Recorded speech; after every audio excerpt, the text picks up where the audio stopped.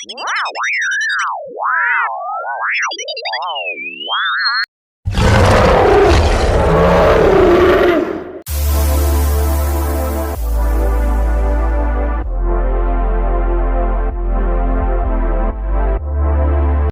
yang lebih utama, mendengar murattal atau kajian? Bergantung kebutuhannya. Kalau dari tingkat keutamaannya, kajian lebih utama, karena kajian itu memberikan pemahaman ilmu, sedangkan ilmu hukumnya lebih tinggi dibandingkan dengan ibadah-ibadah sunnah. Bahkan sholat, kalau ada sholat sunnah dengan ada thalabul ilmi, itu thalabul ilmi lebih tinggi nilainya dibandingkan sholat sunnah, lebih tinggi. Nah, mendengarkan murattal, kalau sekedar Anda mendengarkan dengan memahami isinya, itu lebih penting memahami isinya. Saya beri contoh begini misalnya. Kalau ibu mendengar murattal ada pahalanya enggak? Halo? Kalau tidak tahu katakan Allah alam, gitu. Baik. Kalau baca murattal ada pahalanya. Baca murattal ada. Setiap hurufnya berapa? 10 kebaikan. Lihat, baca ada pahala ketika baca 10 kebaikan. Kalau Anda cuma mendengar saja dapat pahala dari situ, pahala mendengarkannya. Ya. Ada 2 ayat di sini yang paling menarik. Satu Quran surah ke-8 ayat kedua. Wa idza tuliyat 'alaihim ayatuhu zadatuhum imana. Ada orang kalau dia mendengar bacaan-bacaan Quran bertambah keimanannya. Jadi ada orang-orang tertentu yang ketika mendengar murattal Quran ada getaran pada imannya, nah itu melahirkan pahala lebih dibanding dia. Ya, pahala lebih. Ada yang kedua, wa idza quri'al Qur'anu fastami'u lahu wa ansitu la'allakum turhamun. Jika dibacakan Quran kepada Anda, maka simak dan dengarkan agar kalian mendapatkan rahmat. Jadi orang yang mendengarkan bacaan Quran mendapatkan rahmat Allah Subhanahu wa taala. Lihat, Anda mendengar murattal Quran, rahmat Allah diturunkan kepada Anda.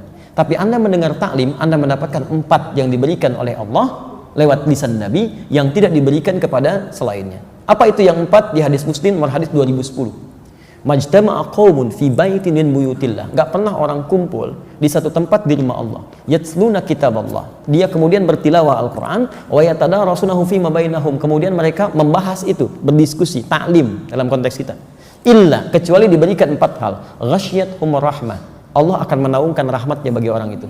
Anda mendengar bacaan murattal Quran, rahmat Allah diturunkan. Anda ikut kajian, ikut taklim, rahmat Allah dinaungkan pada Anda. Lihat sini. Apa bedanya naungan dengan turun? Perhatikan, ini satu tempat. Rahmat Allah turun. Kalau turun itu kan bisa di sini, bisa di sini, bisa di sini kan? Halo? Baik ya? Ini kalau masuk di sini yang lain kan nggak kena kan? Tapi kalau dinaungi itu kan semuanya kena. Perhatikan, Anda mendengar bacaan Quran, rahmat Allah turun pada Anda, yang di sana belum tentu dapat. Tapi kalau taklim, rahmat Allah dinaungkan, semua kena naungan. Satu. Yang kedua, nazalat alaihimus sakinah. Allah berikan sakinah, ketenangan pada jiwa orang yang belajar. Ketenangan. Orang Anda mendengar bacaan Quran, iman Anda meningkat. Ada getaran pada jiwa. Tapi kalau Anda mendengarkan bacaan-bacaan dari taklim, dari pelajaran, bukan cuma meningkat iman, tapi ada ketenangan dalam diri Anda. Ini hadis, kata para ulama, menunjukkan 2 hal. Satu, faidah taklim, mendapatkan kelebihan lebih.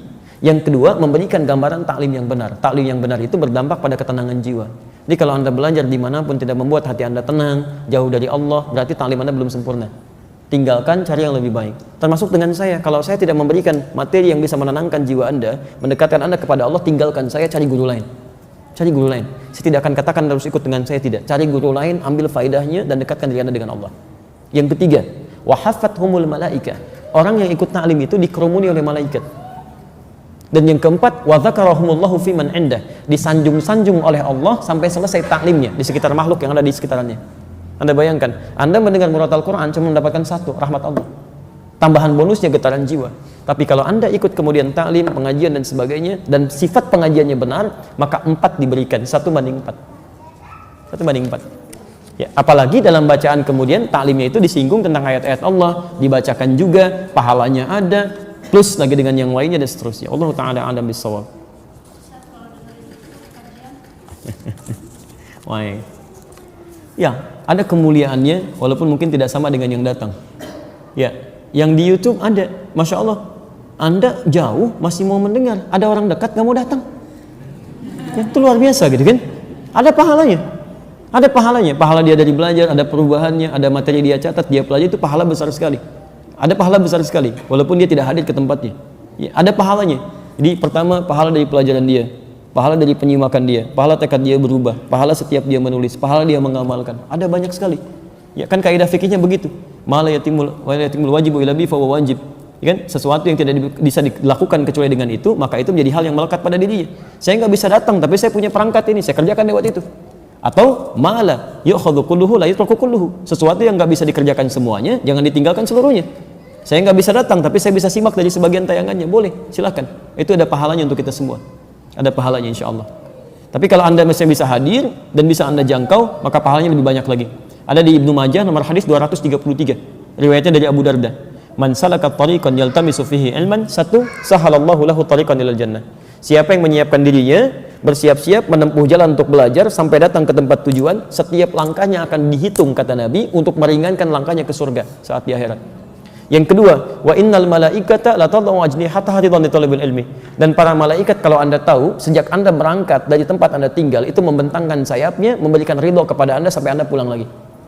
Ya, hanya dijadikan gaib, tidak tampak pada pandangan kita oleh Allah supaya kita nggak khawatir. Oh, kalau ditampakkan malaikatnya begini, Anda nggak akan berangkat tuh. Anda di rumah aja. Kenapa? Ada malaikat. Masya Allah. Baik ya. Baik, itu belum selesai. Dan kemudian yang ketiga, seluruh penghuni langit dan bumi sampai hatal hitan allati fil bihar, sampai paus-paus hiu-hiu yang ada di lautan, yastaghfirun li talibil ilmi, memohonkan ampunan kepada Allah untuk para penuntut ilmu. Jadi saat kita belajar ini, Anda jangan kira ya semua ahli langit dan bumi yang beriman kepada Allah, bahkan hewan-hewan itu memohonkan ampunan untuk para penuntut ilmu. Tapi bukan yang biasa yang mau merubah dirinya untuk lebih dekat dengan Allah Subhanahu wa taala. Jadi bukan pelajaran-pelajaran yang menjauhkan Anda dari Allah. Hati-hati. Anda ngaji, tapi dalam pelajaran itu Anda diminta menjauh dari Allah. Semua agama sama, kita mesti menyamakan. Nah, itu bukan, itu nggak ada manfaatnya. Ada keburukan di situ. Paham ya? Baik. Makanya hasil orang taklim benar itu dengan yang tidak benar itu lain. Kalau orang taklimnya benar walaupun banyak macet, nggak ada begitu pulang halangin ambulan misalnya, itu nggak ada. Ya, pasti baiklah, semuanya baik. Jadi saya tidak ingin ada orang-orang yang belajar kemudian apalagi belajar dengan kita sama-sama nyakiti orang lain. Tidak boleh ada. Tidak boleh ya.